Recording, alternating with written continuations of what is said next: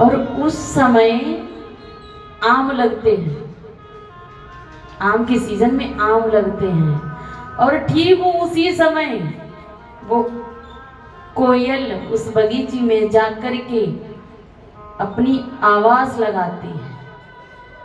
और जब आवाज लगाती है तो महाराज बड़ी ही प्यारी उसकी आवाज लगती है। अब बगुले को देखो,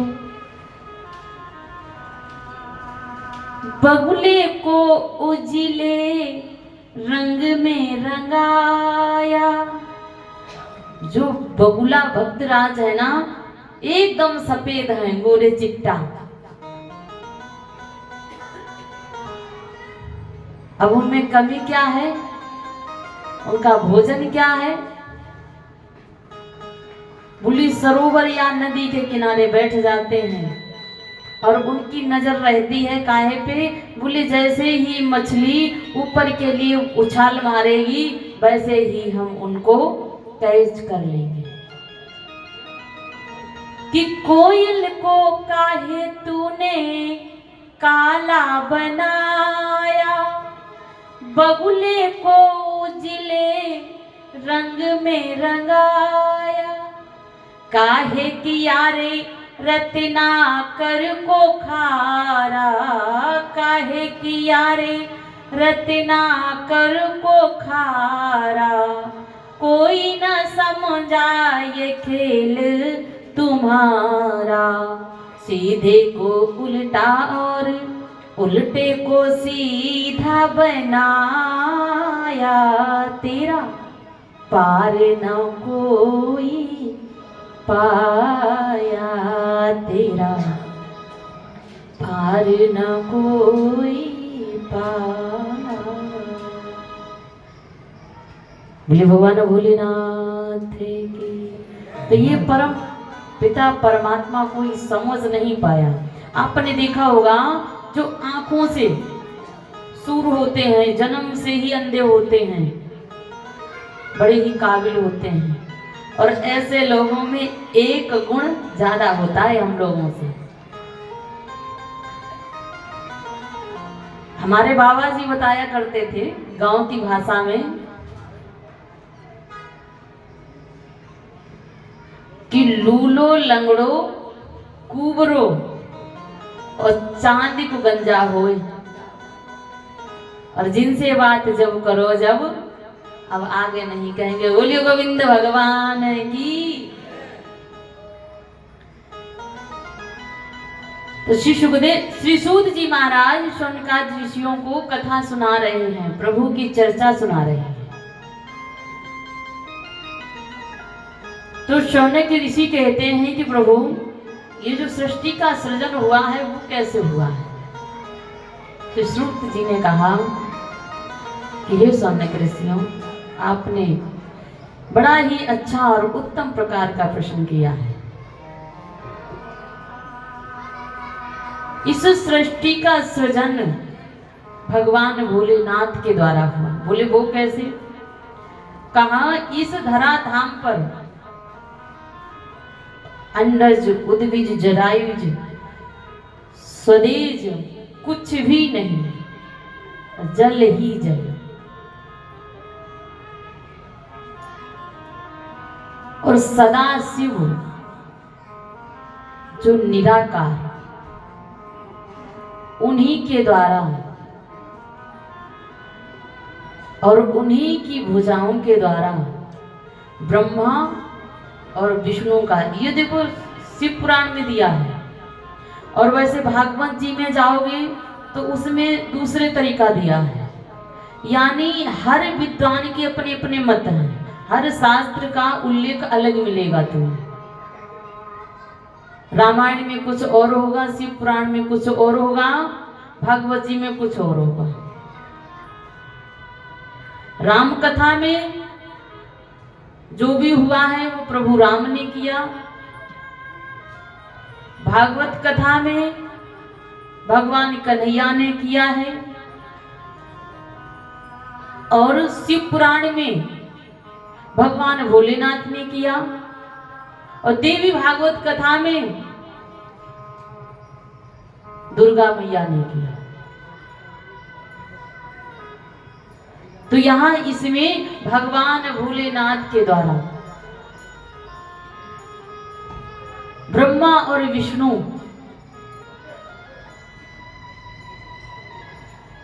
और ब्रह्मा जी को आदेश दिया, जाओ तुम सृष्टि का सृजन करो। ब्रह्मा जी ने सृष्टि का सृजन आरंभ किया। स्वयंभव मनु और सतरूपा, जिनसे भई नर सृष्टि अनूपा।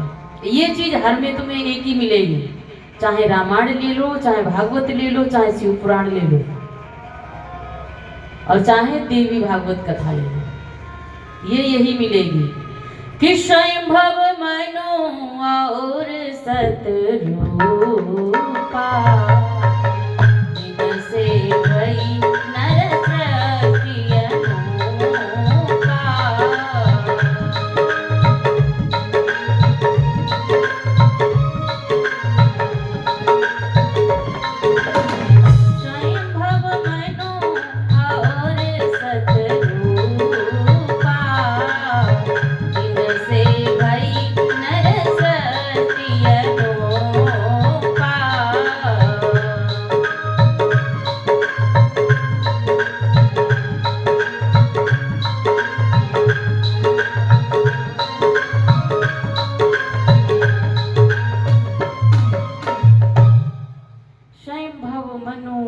सतरूपा, जिनसे भई नर सृष्टि अनूपा।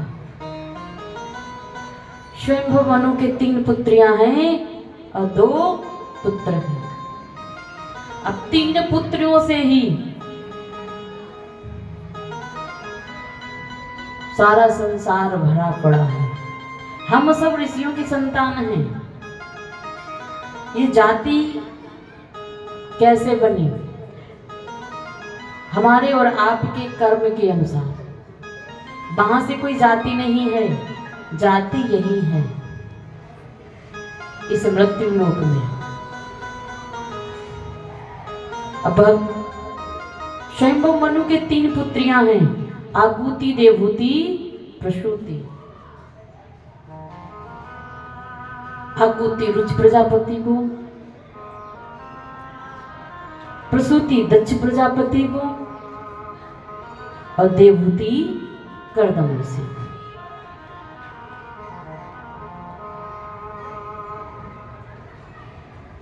देवहूति के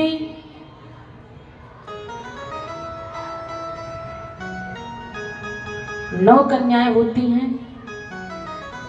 10वीं संतान कपिल मुनि, और आगूति के 2 संतान होते हैं,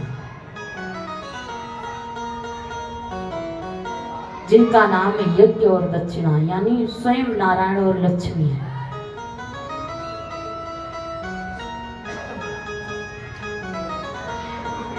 अब दोनों का विवाह नहीं हो सकता है। मनु महाराज ने गोद लिया है, उन दोनों का विवाह हुआ है। अब इसके बाद में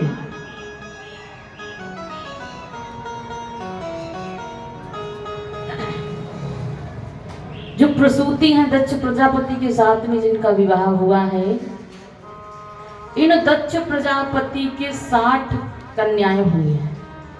1 2 3 नहीं, 60 कन्याएं हुई। अब उन्हीं 60 कन्याओं में से एक कन्या है जिनका नाम है सती, जिनका विवाह भगवान भोलेनाथ के साथ में होता है। विवाह होने के बाद में कुछ समय व्यतीत होता है। एक बार का जिक्र है, भगवान भोलेनाथ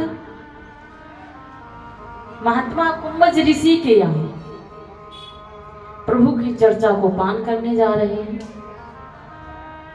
उसी समय में यह सती ने देखा और कहा, प्रभु आप कहाँ जा रहे हैं? भगवान शंकर बोले, देवी जी हम संत जी के यहाँ हरि की चर्चा को पान करने जा रहे हैं कि एक बार त्रेता जुग माही शंभु गए कुंभज ऋषि पाही। सती जी की हार्दिक इच्छा देखी, सती जी को भी साथ ले लिया और लेकर के महाराज चल दिए क्या कि संग सती जग जननी भवानी पूज हो ऋषि अखिलेश्वर जानी। संग सती जग जननी भवानी पूज हो ऋषि अखिलेश्वर जानी। राम कथा मुनि पर बखानी सुनी महेश परम सुकुमानी। ऋषि पहुँची हरि भगति सुहाई कही शंभु अधिकारी पाई। कहत सुनत रघुपति गुण गाथा कछु दिन तहाँ रहे गिरिनाथा। मुनि सन विदा मांगी त्रिपुरारी चले भवन संग दक्ष कुमार। जैसे ही महात्मा कुंभज ऋषि के यहाँ भगवान शंकर का पदार्पण हुआ, वैसे ही महात्मा कुंभज ऋषि ने स्वागत व सम्मान किया और हरि की चर्चा को पान कराने लगे। अब इधर सती जी का मन नहीं लग रहा है और जैसे ही हरि की चर्चा पूर्ण हुई, वैसे ही भगवान भोलेनाथ संत जी से आज्ञा लेते हैं और कहते हैं प्रभु मुनि सन विदा मांगी त्रिपुरारी चले भवन संग दक्ष कुमारी। दक्ष कुमारी क्यों कहा?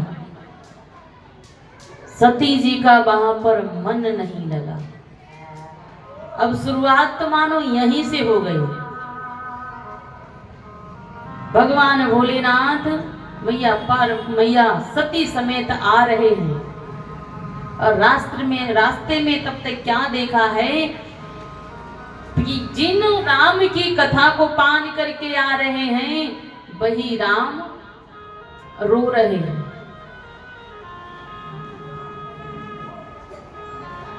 नारी के वियोग में भगवान भोलेनाथ ने प्रणाम किया। सती ने कहा प्रभु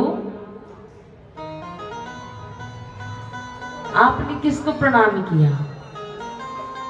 बोले अरे देवी जी अभी अभी इन्हीं की कथा सुन के चले आ रहे हैं हम और इन्हीं के दर्शन हो गए। बोले इनके दर्शन हो गए, ये वही राम है? बोले हाँ। कहा ये तो संशय वाली बात हो गई कि एक राम सब जगत पसारा है, एक राम दशरथ के बेटा और एक राम घट घट में लूटा। एक तो वो है जो प्रभु राम महाराज दशरथ के पुत्र हैं। तो बोले हाँ वही है। तो कहा ये तो साधारण नर की तरह विरह कर रहे हैं, ये कैसे हो सकते हैं? भगवान भोलेनाथ मन में विचार करने लगे कि अब ये मानने वाले नहीं है। कहा एक काम करो देवी जी। बोले बताओ। कहा तुम जाकर के इनका परीक्षण ले लीजिए। और मैं तब तक यहीं बढ़ के नीचे बैठा हूं। भगवान भोलेनाथ बैठ जाते हैं। अब इधर सती परीक्षण लेंगी तो उसके लिए कुछ न कुछ करना पड़ेगा। सीता जी का स्वरूप बनाया और स्वरूप बनाने के बाद में प्रभु राम के आगे आगे चलने लगे मार्ग में। लक्ष्मण ने देखा, कहा भैया वो रही मैया।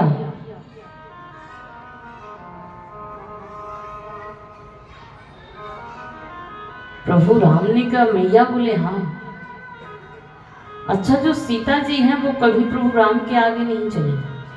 और नारी जब भी शोभायमान लगती है, कभी आपने जो आजकल शादी हो रही हैं, अब शादी तो शुरू से ही चली आ रही हैं, शादियों में जब नई नई बहू होती है, आगे आगे बेटा चले और पीछे पीछे बहू चले तो बड़ी सुंदर लगती है। और महाराज बहू सुंदर कब लगती है? जब घूंघट में हो। और जीन्स में बहू हो तो फिर भैया बहू नहीं, फिर तो बेटी लगती है। अब हम आपसे कहें नहीं बहू को बेटी मानो। देखो, बहू को बेटी सास कभी मान ही नहीं सकती, और ना ही सास ना ही बहू सास को मां मान सकती है। क्यों? बोले सास किसको कहते हैं? बोले जो सांस न लेने दे वही सास है। जो सांस न लेने दे वही सास है। सास और मां में अंतर क्या होता है? देखो, सास हमेशा यही सोचती है कि जिन परिस्थितियों से हम गुजर के आए हैं वो परिस्थितियां हमारी बहू को नहीं पता है, और वो इसको पता चलनी चाहिए, यानी थोड़ा बहुत कष्ट मिलना चाहिए। और माँ कौन होती है? माँ हमेशा यही सोचती है कि जिन संघर्षों को हमने झेला है, जिन कष्टों को हमने झेला है, जिन शब्दों को हमने सुना है, वो हमारी बेटी को सुनने न पड़े। तो ये हो गई माँ। बोलिए गोविंद भगवान की। एक चीज और बताएं कि बेटी से कोई गलती हो जाए तो माँ एकदम शांत पड़ जाती है, और बहू से अगर महाराज गलती बन गई, कुछ नुकसान हो गया, तो गलती नहीं महाराज, गलता भयो पूरे मोहल्ले में, पूरे मोहल्ले में पता पड़ेगी, अरे वाकई बहू ने जे काम करे हो। इसी को कहते हैं सास। बोलो हर हर। तो कहां पहुंचे थे हम और आप?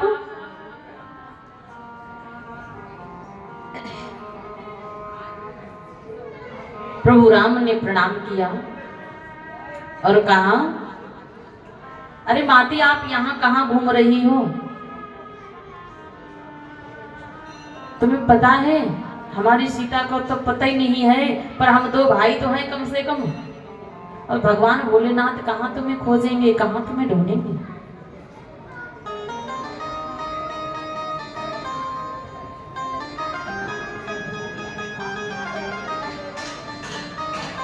इस बियावान जंगल में घूम रही होती। अब तो सती शर्मिंदा हो गई और आंखें बंद करके बैठ गई। भगवान ने सोचा कि अभी हमारी माया बाकी है। माया के प्रभाव से जिधर देखो उधर राम लक्ष्मण सीता, जिधर देखो उधर राम लक्ष्मण सीता। जैसे ही अपने नेत्रों को खोला है, वैसे ही क्या देखा है कि चारों तरफ राम और लक्ष्मण सीता। अब तो महाराज जी सती जी वहां से चल देती हैं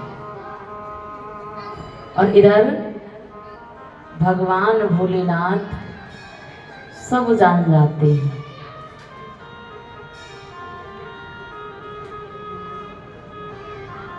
सती जैसे ही गई, भगवान भोलेनाथ ने पूछा कि देवी जी हो गया परीक्षण? कहा नहीं नहीं, जैसे आपने प्रणाम किया था वैसे ही हमने प्रणाम किया। भगवान भोलेनाथ मन में विचार करने लगे कि अब तो सरासर झूठ बोल रही हैं, अब इनका कल्याण होने वाला नहीं है। किहिया संभोस मन अनुमाना, दक्ष सुता कहूँ नहीं कल्याणा।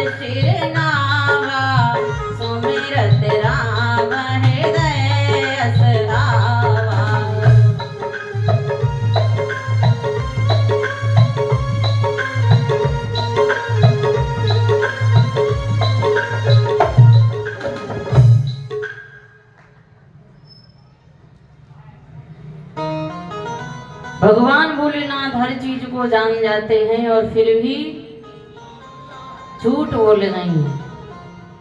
कहा प्रभु नहीं, जैसे आपने प्रणाम किया था वैसे ही हमने प्रणाम किया है। भगवान भोलेनाथ के मन में विचार करते हैं कि इन्होंने सीता जी का रूप धारण किया है,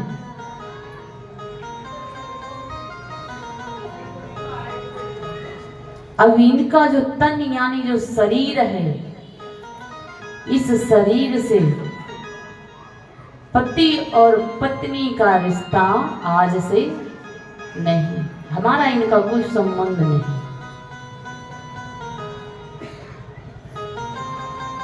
भगवान भोलेनाथ भगवान का भजन करने लगे। अब जब भगवान का भजन करने लगे और इधर देवी जी भगवान भोलेनाथ की सेवा में लग गए।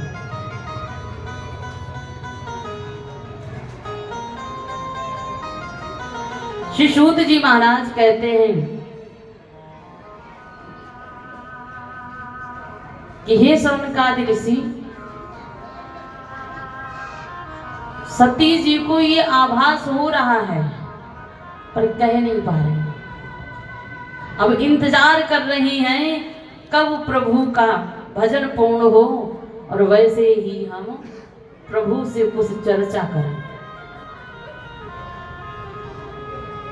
कि बीते संबत सहस 87 तजी समाधि शंभु अविनाशी।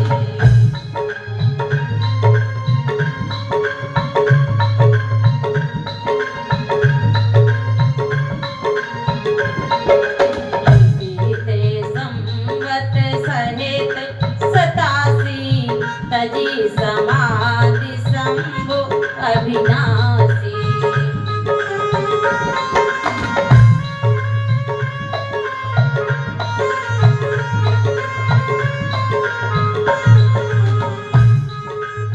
राम नाम शिव सुमिरन लागे, जानो सती उमापति जागे।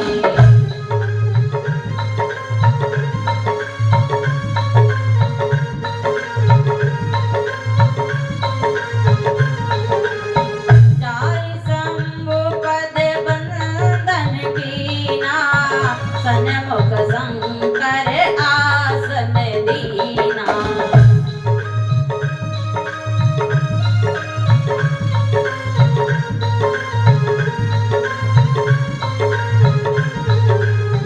सनमुख शंकर आसन दीना, सनमुख शंकर आसन दीना।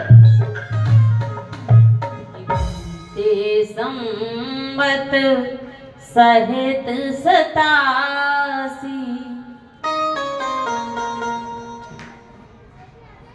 अब महाराज जैसे ही भगवान भोलेनाथ का भजन पूरा होता है और इधर राम नाम शिव सुमिरन लागे, जान्यो सती उमापति जागे।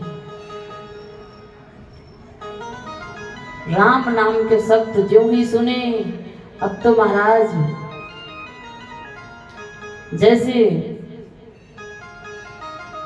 जल के बगैर मछली फड़फड़ाती है, ठीक उसी प्रकार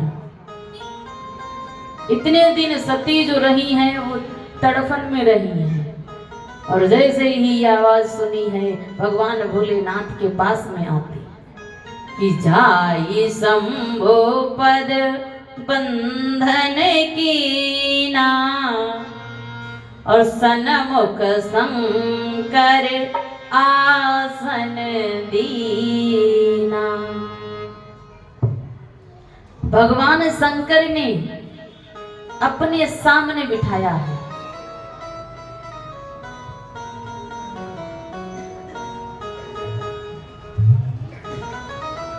और महाराज उसी समय क्या होता है कि भगवान भोलेनाथ कि कहने लगे हरि कथा रसाला, और दक्ष प्रजेश भय तेरी का।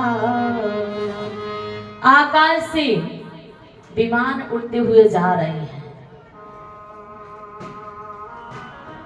दक्ष की जो और कन्याएं हैं वो गाजे बाजे के साथ जा रहे हैं। अच्छा एक बात और बताएं आपको कि जब तक बहनों बहनों में बनती है तब तक बहुत अच्छी बनती है, और जब खटपट हो गई तो महाराज ऐसी खटपट होती है कि एक दूसरे को जलाने में लग जाती है। एक घर में आप कहीं भी देखना, अगर सगी बहन बहन है तो आपस में बनेगी नहीं, और कुछ घर ऐसे हैं कि जिनमें आपस में बन जाती है। अगर बहन चाहती तो कैलाश पर्वत को छोड़ देती, किसी दूसरे मार्ग से निकल जाती। सती को क्या पता चलता, कि हमारे पिताजी क्या कर रहे हैं, पर नहीं, सती जी को जलाना है, बताना है कि हम जा रही हैं और पिताजी ने तुम्हें बुलाया नहीं।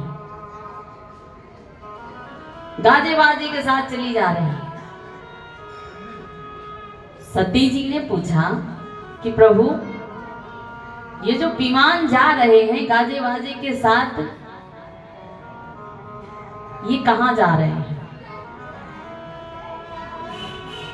तो उसी समय भगवान भोलेनाथ सती से कहते हैं, देवी जी, आपके पिताजी ने कनखल में यज्ञ रखा है और उस यज्ञ में हर किसी को आमंत्रित किया है, पर तुम्हें नहीं किया है। हमरे बैर तुमहु विष राई, मेरे कारण तुम्हारे पिताजी हमसे द्वेष मानते हैं और हमसे द्वेष के कारण अपनी बेटी तब को भूल गया। अब सती जी ने कहा, स्वामी हम तो जाएंगे। देखो, पीहर मायका एक ऐसा घर होता है, ऐसा रिश्ता होता है, ऐसे संबंध होते हैं कि बेटी को ये पता चले कि हमारे मायके में ये कार्य हो रहा है। वो ये नहीं देखती हैं कि हमारे लिए संदेशा आएगा तभी हम जाएंगे, नहीं। चलो चिंटू के पापा, अब तुम ना जाए तो चिंटू आए भेज दो हमारे सामने, अब बालकों ना भेजें तो गाड़ी और ड्राइवर भेज दो, पर मैं तो जाऊंगी। अब वहां चाहे सम्मान मिले या न मिले, बस ही सती जी बोली, हम तो जाएंगे और मुझे आज्ञा दो।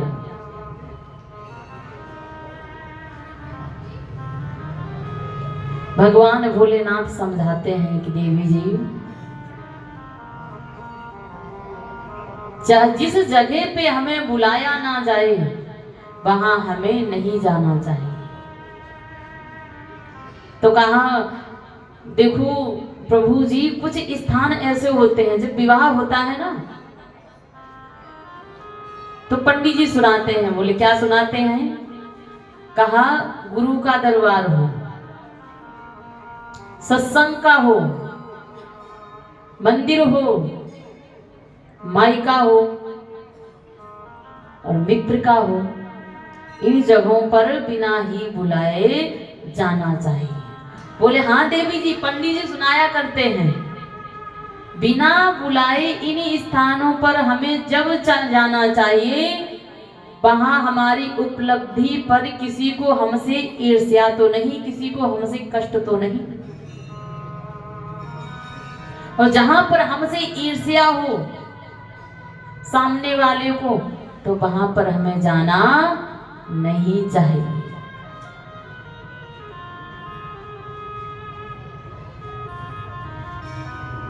पर सती जी नहीं मानी। कहा, प्रभु मुझे आज्ञा दीजिए कि पिता भवन उत्सव परम, जो प्रभु आय सो होय, तो मैं जाऊं कृपायतन, सादर देखन सो।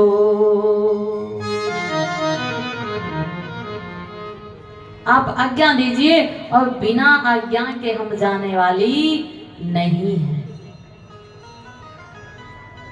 कि भांति अनेक शंभु समझावा, भांति अनेक शंभु समझावा, बाधी बसन ज्ञानो आवा, बाधी बसन ज्ञानो आवा।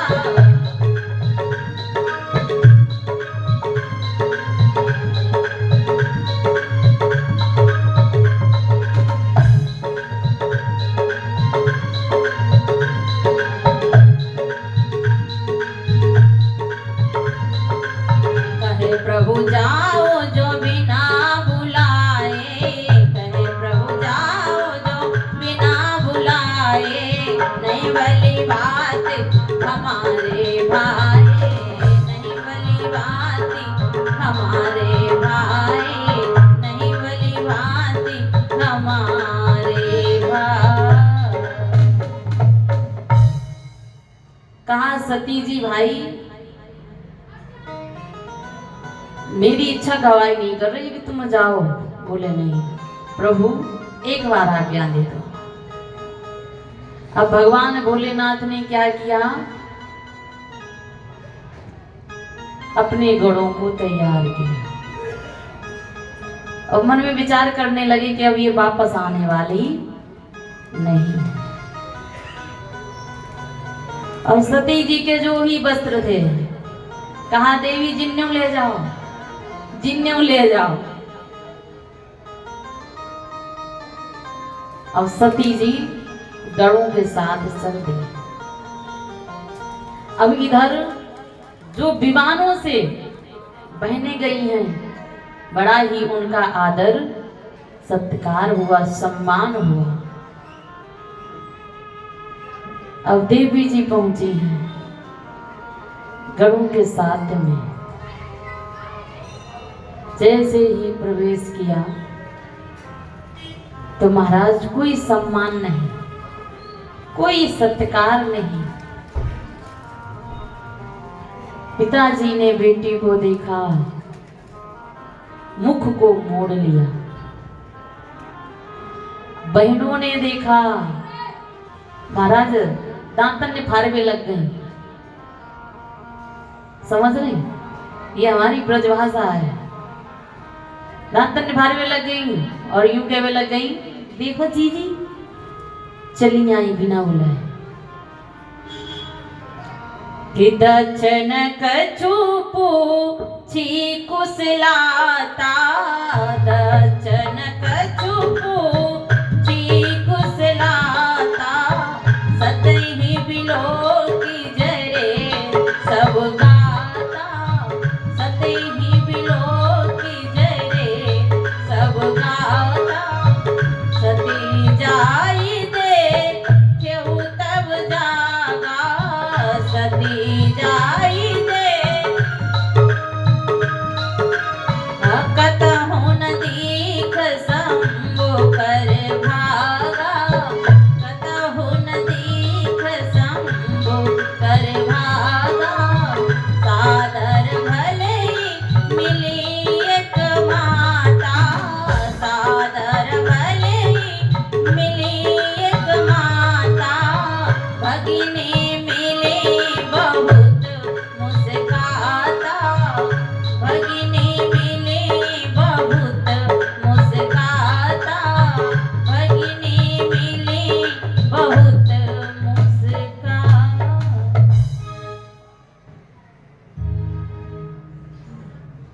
इधर पिता ने मुख को मोड़ लिया और उधर जीजियां हंस रही हैं, हास्य कर रही हैं। और सम्मान भी उस व्यक्ति का होता है जिस व्यक्ति के पास में कुछ होता है। और सती के पास में क्या है, न महल है और ना ही ऊपर से नीचे तक सोने से लदी हैं। और बहनें धातुओं से सुशोभित हैं, यानी स्वर्ण से। अब बहनें हंस रही हैं, हास्य कर रहे हैं। और जैसे ही माँ ने देखा है,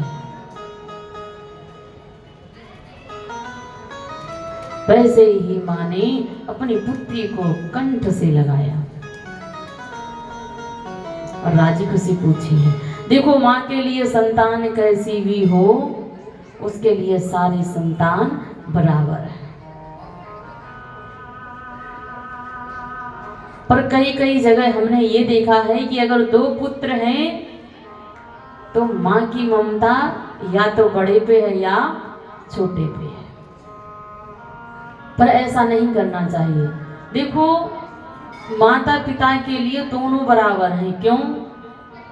जितना समय छोटे में लगा है पालन पोषण करने में, उतना ही बड़े में लगा है। और जैसे बड़े पुत्र को आपने 9 महीने ढोया है पेट में, ठीक उसी प्रकार छोटे को भी ढोया है। जो पीड़ाएं बड़े में सहन की है दर्दनाशक, वही छोटे में की है। फिर भेदभाव कैसा? पर भेदभाव हो जाता है। अब वो राम जाने क्यों हो जाता है, क्यों नहीं, ठाकुर जी जाने। बोली गोविंद भगवान की, बाबा भोलेनाथ की। अच्छा, जब संतान के प्रति माँ बाप का भेदभाव हो जाता है तो महाराज संतान भी भेदभाव करने लगती है।